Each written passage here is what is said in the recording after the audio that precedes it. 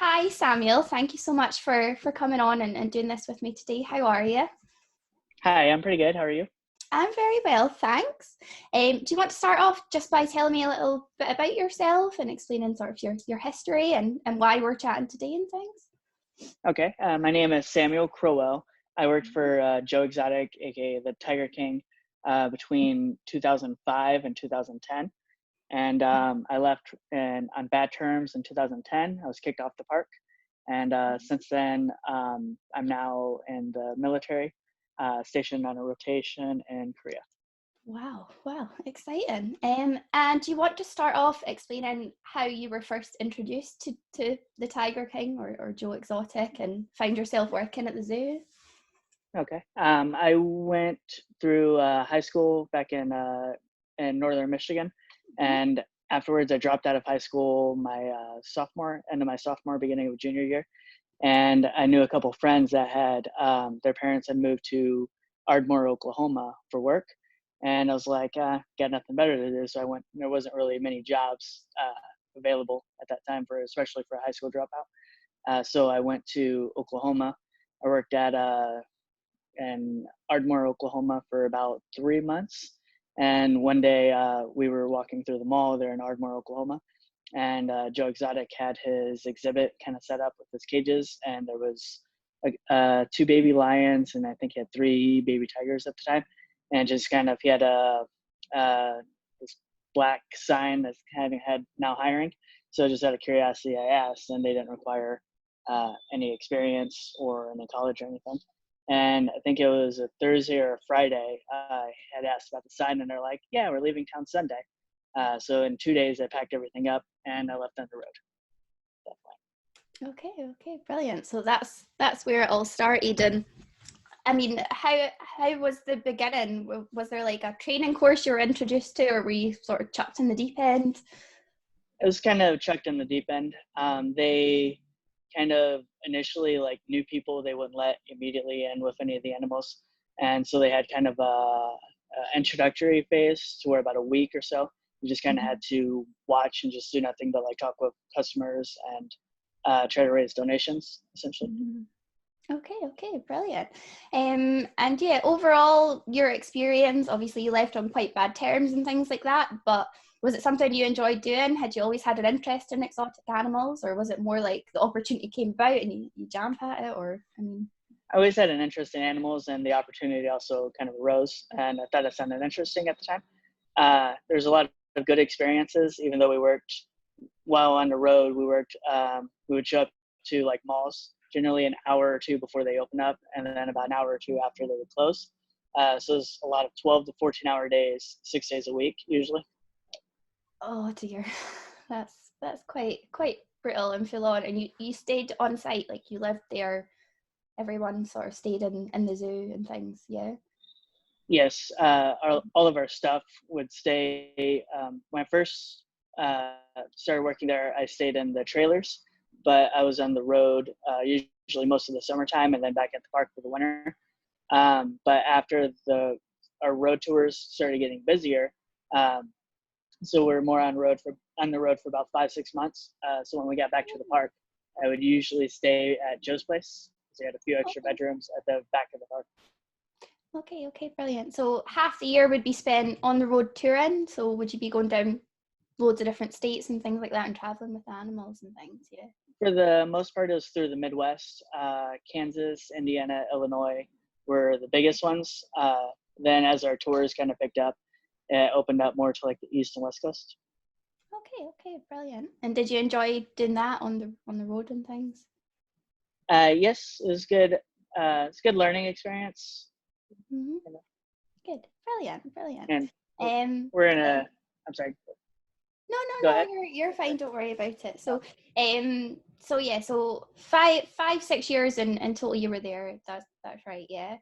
Which About 5 years. Yes. quite a long time. The bad terms that you left on. Can you expand on that a little bit and explain sort of what went on there? So on one of our tours, I was there for about 2 to 3 years, I think, at that point. Joe had kind of transitioned more away from caring and taking care of the animals, more about like catering to his boyfriends and stuff at the time. So we would, each week we're in a different city, and a PETA was ramping up their protests against us. And we had this huge tour planned out, and we had lost most of our malls because of the protests from PETA.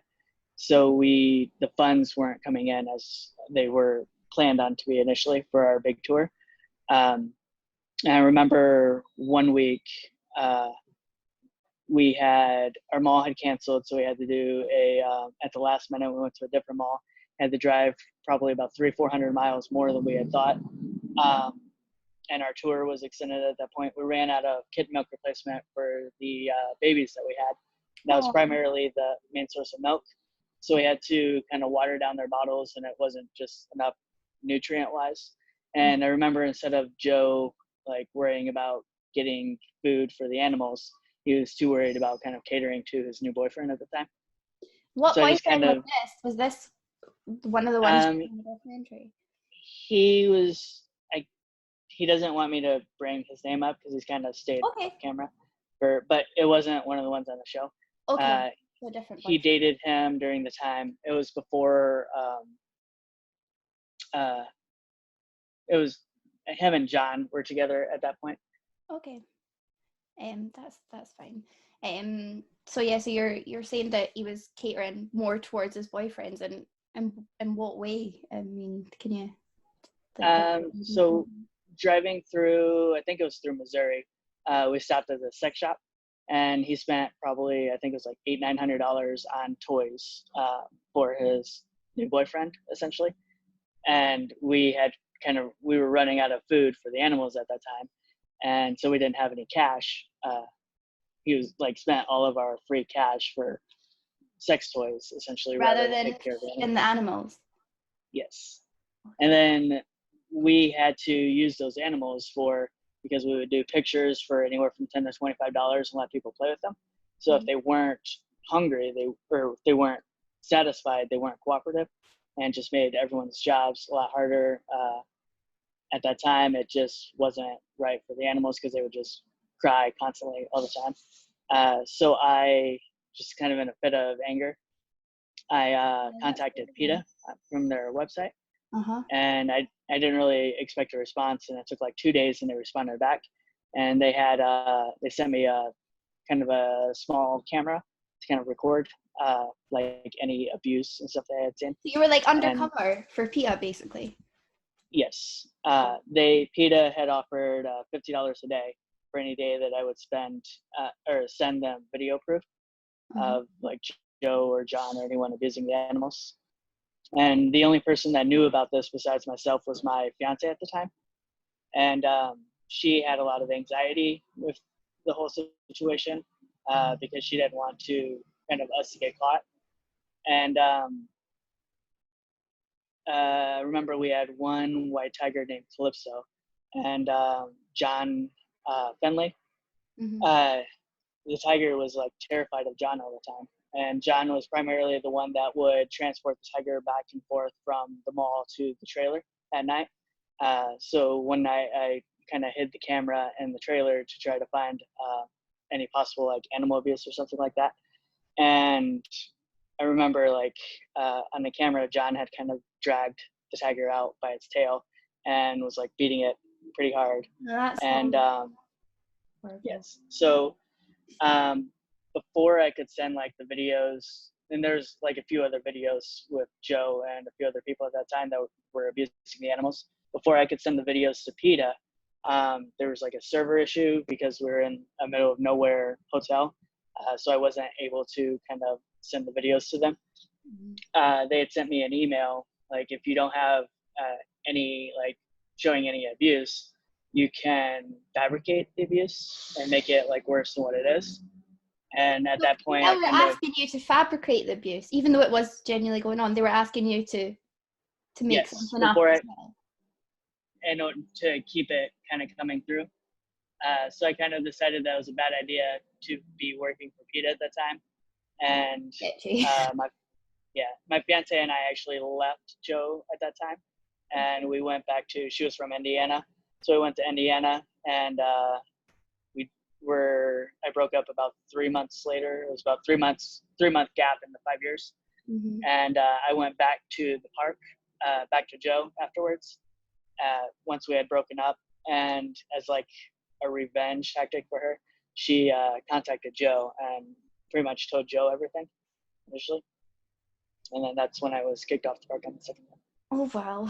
Oh dear. That's quite a lot going on there. I mean, how were you feeling at that time dealing with all that? That's unbelievable. Like dealing with a breakup with a fiance at the same time, being an undercover for PETA, dealing with robotic himself, dealing with animal abuse all at once. How did you cope with that? That's quite crazy. It was pretty stressful at the time. I just wanted to kind of escape the situation at that point. Mm-hmm. I was dating a new person at that time. She's my wife, and I'm still married to her. Congratulations! But we ended up, after I was kicked off the park, she left with me. But it was very stressful at the time, to say the least. Oh, wait, your screen froze a little bit there. Is the connection okay on your end? Can you still see me? I can still see you. Okay. Can you see me? Brilliant. Yeah, I can see you. I've got you. You're totally fine. So you mentioned the camera they had given you. What type of camera was it? Was it like a hidden camera deal, like how you see in films, like a little badge that you wore, or was it like a physical camera that you just had to try and hide discreetly? It was a physical camera. It was kind of silver, so it was probably about this big. So I had to hide it in like the different areas, and generally I would hide it. We had in our semi, the back half of it was kind of reserved for the animals, and then we had a bunch of cages up top for supplies, and then at the very back was our two big kind of kennel cages. Mm-hmm. So the cages were kind of wire cages, and there's little holes in it, which was like a good area to where you could put the camera and kind of face it down. Mm-hmm. Okay. And so it was very obvious to look at. Like if Joe or someone had seen the camera, they would know it was a camera. Yes. It wasn't like, okay, so that's even more dangerous then. Yeah. And just to get things straight as well, you mentioned that you spent like $900 on sex toys instead of food for the animals, which is obviously neglectful. But are you saying he was also physically abusive as well? I had not actually seen him physically abusing the animals. Some of his staff did. I don't know if he knew that his staff was at the time, but he definitely was neglectfully abusing the animals and not providing necessarily for them. Okay. So then it's now years later, and you've left after that whole drama and being an undercover spy and everything like that. And then the series has come out. Have you watched the full thing yourself? I have, yes. Yes. And how was that, reliving everything that you had lived through yourself and things? How was it? It brought back a lot of memories. Joe was kind of a different person back then than he was in the film. He wasn't as kind of I think they showed him in a bad light compared to what he used to be. He wasn't as self-centered as they portrayed him in the film in real life necessarily, but that could have changed over the years from when I had seen him last. Okay, and how accurate do you feel it was? Was it quite on the ball with how things were, or? I think it was pretty accurate. I think they portrayed his boyfriends as too much of a victim necessarily, because they showed Joe as luring them with new vehicles, new games, drugs, and stuff like that. I think they were more willing than what the show kind of put on. Okay, because the show implies as well that both his husbands were straight men that he had turned and things like that. I mean, what's your thoughts on that? Is that the case? I left before Travis, so I didn't have a chance to meet him. But John definitely was straight, and there's multiple times that he had kind of cheated on Joe. One time back before I had started, he had cheated on Joe with someone, and Joe and him had gotten into a physical altercation, and Joe had ripped out his earrings for an altercation. Ripped out his earrings? Yes, it was a pretty gruesome.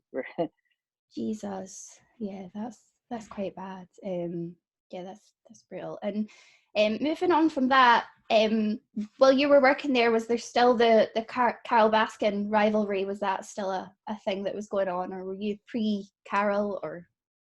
I was there when it first kind of started.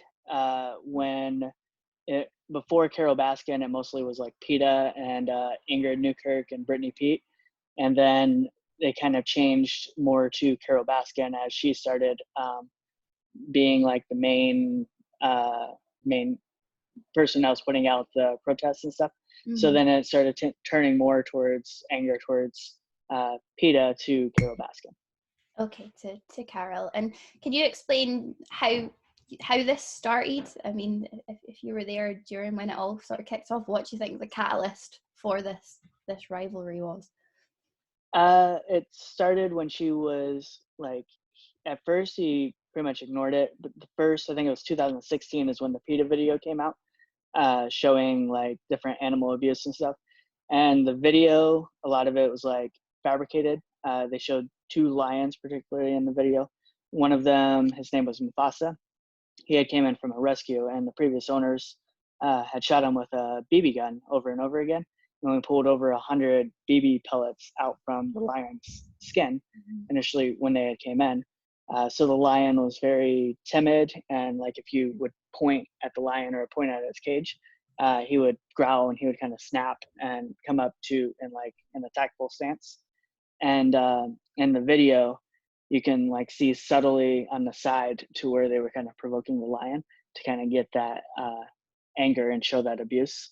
And that kind of started Joe's anger. And then it just kind of kept continuing because they would use this video over and over to show all of the malls, and it would cut back on our funding. So it was because affecting the business and the fans and things, yeah. And then Carol Baskin would show this video over and over to different malls, and then more and more of the larger mall companies like Simon Malls, some of the larger malls in the country. And once they kind of canceled, it just kind of snowballed from there. Mm-hmm. Did you ever meet Carol face to face? I met her once after I left the park. I kind of walked through on one of her tours. So I did actually talk to her personally, but I kind of walked through her facility. Mm-hmm. And what was your thoughts on her? Was she quite nice, quite pleasant? She's very kind of like stagey. She has a good stage presence, essentially, kind of. And I definitely saw a difference in like the care of her animals compared to Joe's animals, because a lot of her cages at that point, there was like standing water or looks like they hadn't been cleaned daily and stuff like that. So there's more, she claims it was more of like a natural kind of look, but it looked more run down than Joe's place. So do you think it was less, they were less looked after at Carol's? I think she tried to capture a different kind of perspective, because the front portion of Joe's cages, he would use a lot of like sanded gravel for the cages, and it looked a lot cleaner and it looked better, but I don't think it was better overall for the animals because they were walking on gravel all day, and it's kind of harder to keep a grass enclosure looking as nice as because the gravel is easier to keep standing water out of the cage. It's easier to clean up after the animals daily. Okay. But it's not as good for the animals, so.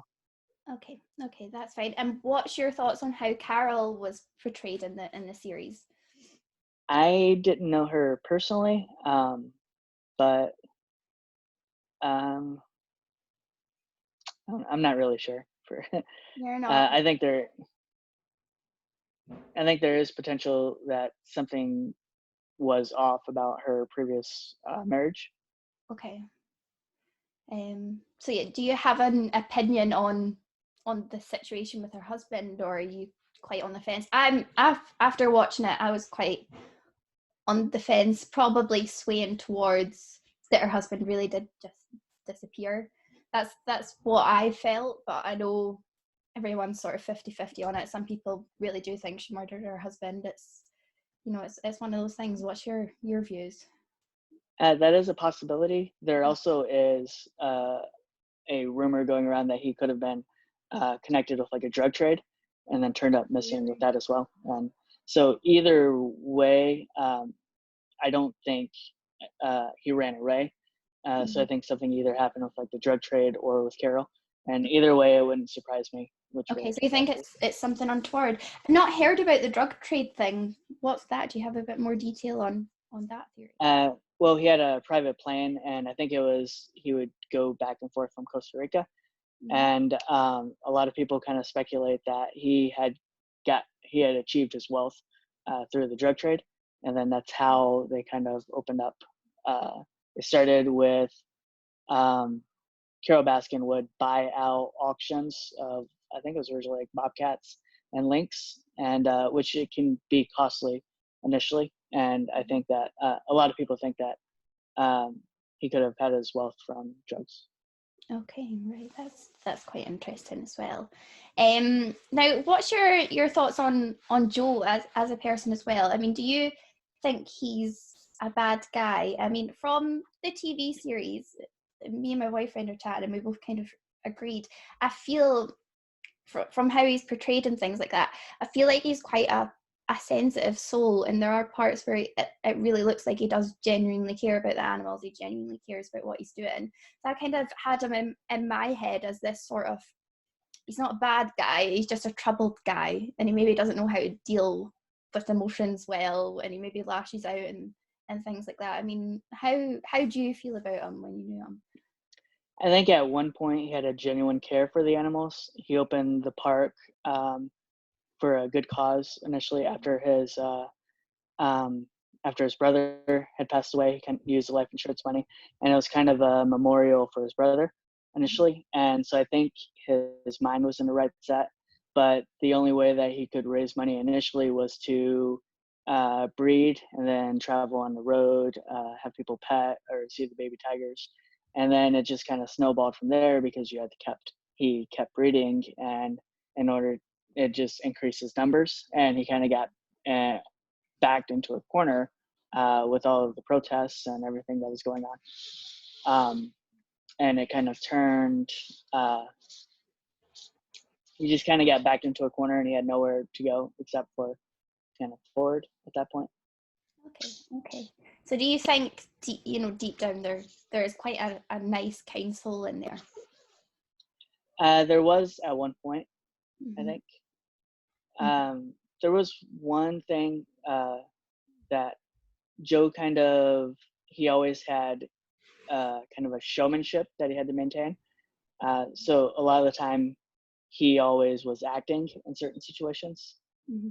Bravado. or even with no cameras and stuff on, he still wanted to.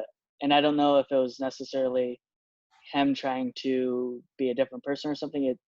I think he wanted to seem bigger than what he was. That's kind of it's kind of hard to explain. No, that's okay. That's totally fine. And since you left the park and everything like that, I mean, were you ever in touch with Joe again? Uh, I kind of I cut off ties initially since the series came out. When he was back in the Oklahoma jail, I emailed him there in the jail when he still had access to email, and that was the first time talking to him in about 8 years. Okay. What were you emailing him? Was it just like general chit chat, or just to say that you'd watched the show and things, or? Just to see kind of how he was doing, because when I left there, I had worked in the prison system in Indiana for about a year, Mm-hmm. and so I just wanted to kind of, because I know prison, like regardless of whether they should be in prison or not, uh, the lifestyle of most prisons, especially now with being locked down because of COVID, is not the best kind of situations. Mm-hmm. Yeah, no, that's fair enough. And do you think he deserves to be in jail? Do you think he's guilty? I do not believe he's guilty of the two charges for murder for hire, Mm-hmm. but I think over the years there probably was 22 years worth of animal abuse charges that he's guilty of. Okay. So you don't think he hired someone to kill Carol? I think in his mind that was kind of a joke, because Joe always would kind of take jokes too far, necessarily, like what he would find funny, the average person probably wouldn't find funny. So he would push jokes farther for kind of the shock effect, necessarily. So Okay. I could see in his mind him handing someone money and telling them to kill Carol, and still thinking it's a joke in his head. Okay, that's really strange. So you think he did do it, but in his mind, he never thought it would happen, or that's odd. So he like almost wasn't really in touch with reality while he was doing Yes, kind of for. I think it was still kind of a fantasy in his head, it. and he would have, if he kind of followed through with killing Carol, I think it would have been kind of a shock to him. Okay, right, I see. So he's kind of like accidentally put a hit out on her. Is that what you're saying?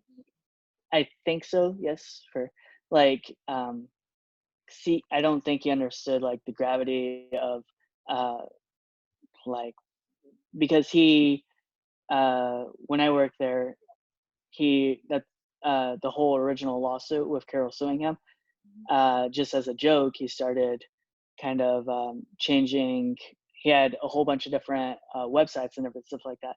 So he, one of his websites that he created a new website called Big Cat Rescue Incorporated, Mm-hmm. bigcatrescueinc.org, I think it was, or something like that. And it started out just as a joke, and then he had his had shirts made that said Big Cat Rescue Inc. And then he kind of changed all of, it's a joke that kind of snowballed until we were Big Cat Rescue Incorporated when we went on the road. And she found out and she sued. And I don't think he understood like the legal effect Of what of he's what his joke just seen was. it in his head as like a joke and funny and Yeah. being like Mhm. a wind up and stuff. Yes. Strange. Interesting. And is there anybody from back in those days or from the sort of exotic pets scene that you still keep in touch with? Have you got any sort of lifelong friends from that industry and things? There's quite a few. There's a few that are working at different facilities. Like one's working at a sanctuary in Tennessee, and then I know a few in Colorado. Mm-hmm. And I communicated with a few of the people like mentioned in the series and stuff since then.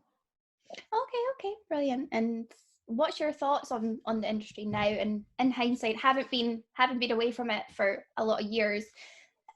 Do you think it's fair for these animals? I mean, what do you think? Uh, I think that since like Joe's out of the picture now, I think the animals at the park are in much worse of a condition than they were before.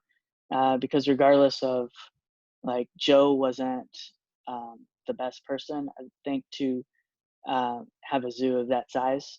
But I think Jeff Lowe is much worse than what Joe was at any point. Really? So you think Jeff's worse? Yes. Since the uh, since the series came out, Mm-hmm. there was Jeff Lowe had kind of put out on his, I think it was Facebook or something like that, about how like business is booming at the park, and he had a lot of controversy for being open when a lot of the other businesses were closed down. And he was like, "Good news, the governor declared us an essential business," but the governor kind of They're meant them to still be open during this. they they were labeled as an essential business for caring for the animals, and he kind of took that as a way um, of kind of the popularity of the movie, of the series coming out. He kind of used that to kind of capitalize on that. And then I think it was like a day, it only took about a day before the sheriffs went to the zoo and told him that he had to shut down. And then he put out on social media that saying that for the welfare of the staff and the guests, we've decided to close down. And even though it wasn't like his decision to close down, he was kind of spinning it as he was doing it for the safety of the guests. That's shocking. So he was having groups of people. That's really bad. And Yeah. What? This is mental. So so moving forward, obviously you've been out fit for years and things now, and then you've had all this sort of resurface lately and things. How do you see things in the future? Do you think Joe will get out of jail, or what do you think? Joe's been getting a huge amount of like fanfare. A lot of people are writing him letters in prison, and he's been responding. And almost all of his letters have been like, write a video and post it on your feed, or post a picture of this letter, so that way like Cardi B or Kim Kardashian or could get like the attention in order to get President Trump to sign to sign for him to get out of prison. And I don't think that, especially during it being an election year, I don't think that he would get pardoned. So you think he's in there? Okay. There, I guess he has been kind of working with the feds to kind of cement more evidence on different people, and there's a chance that they could reduce the sentence from that. So I don't think he's going to do the whole 22 years, but he's older to begin with, and prison puts a toll on you. And I don't know necessarily, even if he only does like half the time, I don't know if he would make it through like a 10-year sentence in prison. Okay, right. I see. That's fine. And moving forward, I know you're planning on writing a book, and you've got a GoFundMe page. Can you tell me a bit about what that's going to focus on, and the title of it, and your plans for that? The title is still kind of undecided, and originally I was just working on a memoir, but with the popularity of the show, there's a lot of kind of people that I've been in contact with that were affected by Joe and affected by the lifestyle. And I kind of want it to be more, it's like the ripple effect of what this lifestyle had done to other people. Because you see, like, Travis was portrayed in the show as, and the series. There's other people besides Travis that a lot of people don't know about necessarily. Okay, could you give a little bit more detail on that? Obviously, save some for your book and things, and I'm not asking for any names or anything like that, but if you could give a couple of examples. There's one person in particular has kind of suffered a lot of depression since after, like, with their experiences, and even with the lifestyle of being with Joe, kind of what happens there on like a daily basis isn't normal necessarily, and a lot of actions are normalized that wouldn't be. And then when people kind of leave that lifestyle, it creates a challenge to kind of function normally. Okay. Because you're so used to a different environment. Was drug use throughout the park, was that quite a big feature, or? I'm sorry? Drug use, they mention it obviously with Travis and John and things like that. Was that quite common among employees? Was that a way Joe there was multiple staff, or if you can expand on the lifestyle a bit, that would be great. It wasn't as prevalent as what they kind of showed in the series. Like, meth wasn't like sitting on the table everywhere. Kind of we still generally would work 60-70 hours a week taking care of the animals. But like myself, I was hired there with a 10-minute interview, being a high school dropout, no kind of history in this, and I was one of the cleaner hires that he did. A lot of people would come in being hired with felonies, and Joe kind of when I was there, had a zero tolerance policy for drugs, but there was really no consequence. Especially like a lot of the younger people would be on the road at that time, so we were in a different city each week. With he would give us a stipend anywhere from like $200 to $600 a week, depending on how long we had been there, and we had no bills, so we'd spend it all on alcohol and drugs necessarily. And Joe would periodically, he would drug test people, and whenever they would test positive, there's really he wouldn't fire them or anything like that. He would just kind of chastise them, but there's no sort of punishment for people abusing drugs, because they were there and they were willing to work for like $200 a week. Yeah. And you mentioned your circumstances going there, you had just dropped out of high school and things like that, and you said as well there was a lot of sort of ex-felons and things that he employed. Do you think that was his sort of tactic, was to go for people that are maybe a little bit lost or not sure what to do and get them in working these long hours and sort of integrate them into the park? Was that his method of I think it. them? I think in Joe's mind, that was his way of kind of helping people out, Okay. because he gave me an opportunity that probably no other zoo or no other park would have given me, and it gave me 5 years of to where outside of like AZA accreditation, I could go and get a job at a different park, Mm-hmm. and that's experience that I wouldn't have gotten if it wasn't for Joe. Mm-hmm. So I think in his mind, he was kind of helping people out, but it bred an environment that wasn't uh, decent, I would suppose. Okay, and how was he on a day-to-day sort of everyday life basis to deal with? Would you call him like a good boss to have? Was he quite easy to get along with? You know, the sort of the sort of breakdowns and things like that we see on film, were they quite few and far between? How regular was it that he was this massive, difficult to deal with character? Day to day, it kind of varied dramatically. Like one day he would be a great boss to be around, but then the next day something small would kind of set him off.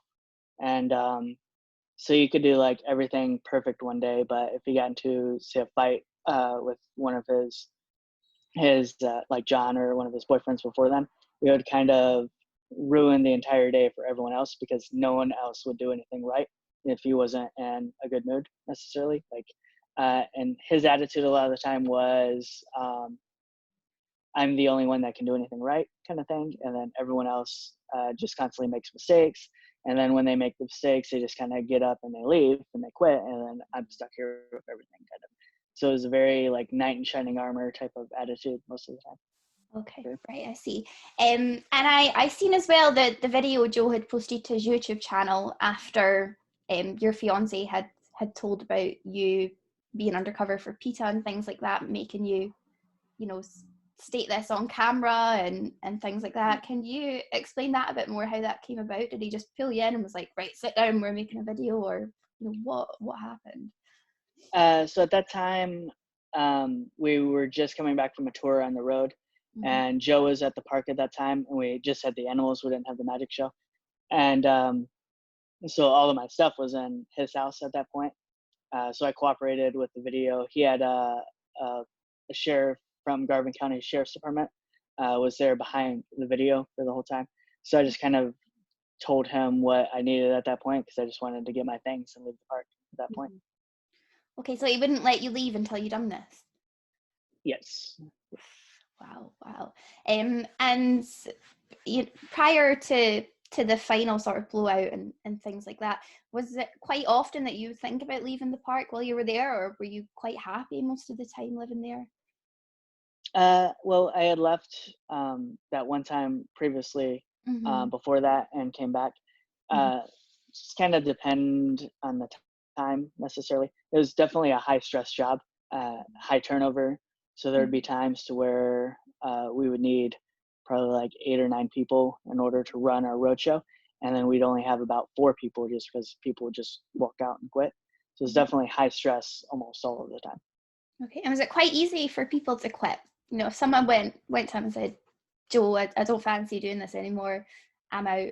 Like, was there any sort of pushback there? Did he make it quite difficult to leave the park? How did he take resigning? Joe he was very dramatic about everything. So most people didn't tell him that they were quitting. They would just leave. And then the next day that they wouldn't be there. Okay. Especially on the road. A lot of people were like, yes. Okay. Right. I see. Brilliant. So yeah.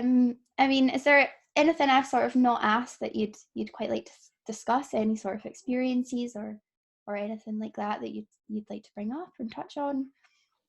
Not that I can think of.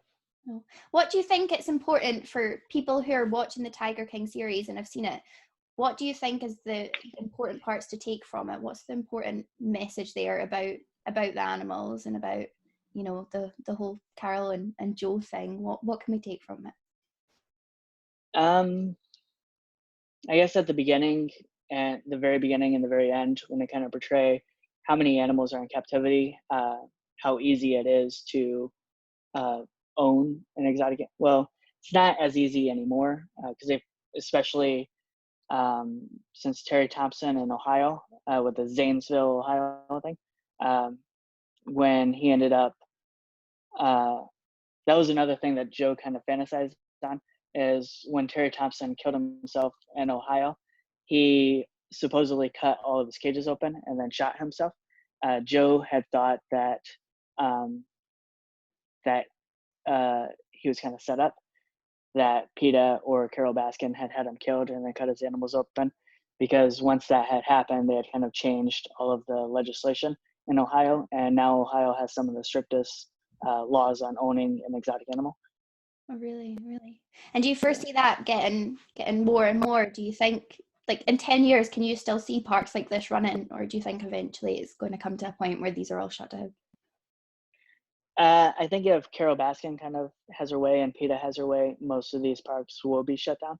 Mhm. Um, but I don't necessarily think that that is a good idea um, immediately, Mhm. because there's so many animals in captivity that if you close down all of these parks, there's no place for them to go except to have them euthanized, because they can't go back into the wild. They Oh, wouldn't be that's able to survive horrible. on their own. Mm. That's horrible. So yeah, no, that's really bad. So yeah, so moving forward, you think it's not going to be an immediate thing? Like, could it possibly be like a gradual shutdown over time? Or I think that's what it needs, but there's a lot of laws that need to be passed before they end, and they can't be abrupt changes to the law. Because a lot of people are like, these animals should only be in AZA accredited facilities or accredited sanctuaries, but there's only a limited number of those that they don't have the means to kind of support all of the animals that are in captivity. okay, okay. And did PETA ever get in touch with you again? How did you end things with them? Was there, a contact there that you had a conversation with, and you, I mean, how did that come to a close? And did they ever get in touch again? Once they asked me to kind of fabricate the abuse, I kind of cut Mhm. off ties at that point, and that's when I had left the park. And the second time after I was kicked off the park, um, I remember getting home from work one day, and there was a little business card on my door said I'm from a special agent from the FBI. So I kind of discarded Wow. the business card and ignored it, and they ended up showing up at my work like 2 or 3 days later. FBI. And yes, and they kind of questioned me. I thought I was in trouble for the whole working with PETA at that point, because there's laws on uh, like if it's one party or two party consent for video recording. So I kind of thought that I probably had violated some laws and that they were wanting to question me on that. But it turned out that they wanted to question me on the relationship between Joe and PETA, because they were both labeling each other as kind of domestic, or Joe was labeling PETA as a domestic terrorist, and they kind of were kind of following up on the complaint. Okay, so both sides had made complaint about the other, and then the FBI came to you Mm-hmm. to try and get to the bottom of things. Yeah. So the last time, so once I kind of gave my statement with the FBI, then I kind of ignored Joe, ignored PETA, and just kind of tried to move on at that point. And tried to move on. And when you say PETA asked you to fabricate the animal abuse and things like that, did they specify how? Did they just want you to lie and say it happened, or were they specifically requesting you make like a fake video, or what was it Uh, they were asking they for? were they were pushing for basically like the more content I put out, whether it's true or not. Um, it's not about it being true. It's about it portraying him in a bad light in order um, to hurt his business and to hurt his followers. That's to kind of, so they're kind of uh, in the email they had said that that the abuse is there. We just need to get other people to know, whether it's kind of because it's happening now doesn't mean it's happening. I can't remember. I wish I still had the email. So it's sort of like they, even though it is happening and it is a real thing, they don't care if the evidence is real for it. They just want to get the Yes. outcome that they want, and they're willing to do whatever it takes, fabricate things, make things up in order to get to Yes, it. Yeah. because they're kind of pushing. They wanted the evidence sooner, so that way that they could, because we're kind of on a deadline to one of his bigger mall tours, and they're looking for ammunition to kind of get the mall chain to cancel his tour. Mm-hmm. And is there not some sort of legal repercussion for them on that? I mean, did you tell that to the FBI that they were asking you to give false evidence and things? Uh, I did, so I don't kind of know where the FBI went with the whole story. I know PETA had they have lawyers that are hired with a lot of their work. They gave me like a list of states that I could record, and like these are states to where you only need one person consent to record, and so I could secretly record and still be legally covered in that state. But he said if you go into this state, then so they had kind of their bases covered by a lawyer, I believe, Okay, of so you what were they getting could legally. guidance on where you could film and where you couldn't Yes. film and things like that. And when was it specifically that you were filming? Would you, like you mentioned obviously that you had set up in John, was it John's caravan or something one night? In his Was truck. that quite a common tactic for you, or were you actually like filming about on the road and things like that? Well, I had only attempted like a few times to kind of record abuse. I think it was like two or three times, Mm-hmm. and that was in 2008, I believe. Okay, in 2008, so you tried a few times and you never managed to actually get the abuse on tape. I did catch. There's about two different instances of animal abuse, and before I could, because the hotel that had didn't have Wi-Fi, and before I could kind of submit that to um, they had some app or something on the computer before I could put that in. It's like a file drop app. I can't remember the name of it. But before I could upload it, then that's kind of when uh, they were waiting for about a week or so because there's no way for me to upload it. And that's when they had sent the email asking me to kind of fabricate. They Okay. were thinking that I was kind of not getting any pictures or videos at that time. Mm-hmm. So they just thought we'll get you to make it up, and then you were like, no, I'm cutting ties with you. This is it. At that point, yeah. It Well, was good on mostly you. my Well done fiance. for doing that. That's brilliant. My fiance had kind of pushed me to saying it was a bad idea. And Mm-hmm. I think if I would have not listened to her, I probably would have submitted all of the kind of evidence that I had at that time. Okay. But I was just kind of wanting to get away at that point necessarily. Okay. Fair enough. And how long in total were you undercover for PETA? You were there. You were a member of staff for 5 years. How much of that time were you undercover? Between the initial communication and the time that I left was roughly about 6 months, I would say. 6 months. Wow. And before your fiance told Joe Exotic, did he ever have any suspicions about it or say anything that made you think he maybe thought something was going on? He did not at that point. Before me, there was one guy. He went by the name Jersey. So he was from New Jersey, and I think Mike was his name or something like that. He was the original PETA spy that had the famous video back in 2006. Mm-hmm. And since then, he kind of any new people that came in, he would make jokes or kind of say, like watch them or something like that to make sure that they weren't working for PETA. But I had been there for so long, I was on the road with him. Um, I feel that he was hurt when he realized that I was kind of doing that. Mm-hmm. And from the people that I knew that were still working there at the time, after I left, he had turned more paranoid with no one was allowed to kind of record at the park. No one was allowed to bring like their phones out, and even if it was for like their own personal use, he had kind of cracked down and became more paranoid that everyone was kind of videotaping. Mm-hmm. Okay. So you obviously had quite a close relationship with him then, and there must have been quite a trust there, so he never suspected you or anything like that. Would you There call him a was. friend? Like, was he just like a boss, or was he someone sort of outside of work you would have chats with? I mean, do you feel like you knew him quite well on a personal basis, not just professionally? I would have called him a friend at one point. We spent a lot of time together, especially for like our magic tours. That was his magic assistant and backstage manager at one point. So we would spend a lot of time together um, for quite like our longer tours and stuff. Okay, okay. And do you miss them sometimes? I miss the lifestyle. Even like the craziness, I still kind of miss sometimes.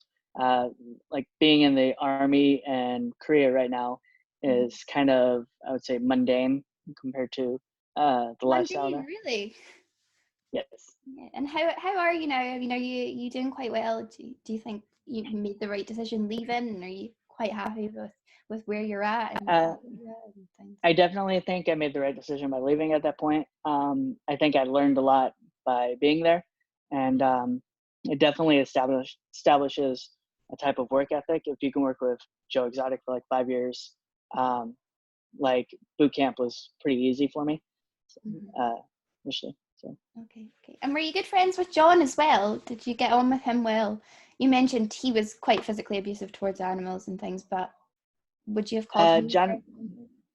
we worked together a lot.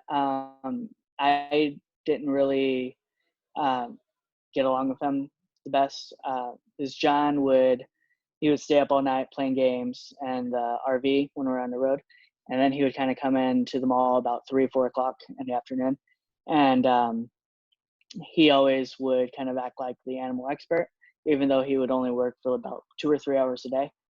He'd kind of come in and try to run the show, and even though that we had kind of established a routine without him, so I didn't really get along with him too much. Okay. So do you think he took the position of like sort of like an authority figure and sort of a leader in the park, maybe just taking advantage of the fact that he was Joe's husband and that he could do that Yes, without getting backlash for it, knowing that Joe would definitely. probably like I stick think up for him and be like, leave my husband alone and things like that. yes, I So he think so. definitely Yeah, played on that. definitely. Yeah. And do you think he's quite a nice person? Does he have any sort of genuine care for the animals? Uh, I think I think his he didn't have as much care for the animal. It was more like cool for him necessarily. For it was more of the for the clout of being around the animals. I think more. Okay, so like an ego boost. And do you think that's quite similar for a lot of the park owners? Do you think it comes from sort of ego and being superficial? Look at me and my big tigers and stuff like that. I think for a large portion, it definitely did um, change. Like being on the road in a different city each week, it definitely opened up a lot of like opportunities for you. Just being around because um, it was like your wingman essentially, having a tiger staying in your hotel or a lion staying in your hotel. Something to Um, go off about and things. yeah, it definitely fluffed everyone's ego. So most people was kind of affected. They would use it to pick up a date or something like that. And Overall, out of all the people that I kind of met at the park, the most genuine, I think, the person that didn't let it affect them too much would probably have been John Ranke. yeah, So, yeah, he comes across quite well on the mm, documentary and things like that. So he's someone that you looked up to and were quite fond of and things. yeah. Yeah, He good. definitely was there more for the animals than a lot of the other people, I think. Good. That's nice to hear. Well, thank you so much for chatting with me and doing this. It's been really really interesting, and I'm really really glad that you took the time to speak with me and things like that. I'll put a link in the description to your GoFundMe. Is that all right with you? I'd be quite happy for me to do that. Um, Yes, that's fine. yeah, and do you want me to link to your Facebook page as well? Your If you would like, either kind of, I haven't really had much time lately to kind of maintain it Yeah, too much. but I know you've got a few videos on there again, like talking about this in more detail and talking about Joe and things like that. So it'd be quite an interesting watch for people. But yeah, it's been a pleasure speaking with you, and thank you so much for doing this. I'm really really grateful. Okay. Thank you for having me. Oh no, you're very welcome. Enjoy the rest of your evening. Well, it's nighttime where you are. It's not too hard going. Okay. All right. All right. Thank you. Bye. Bye.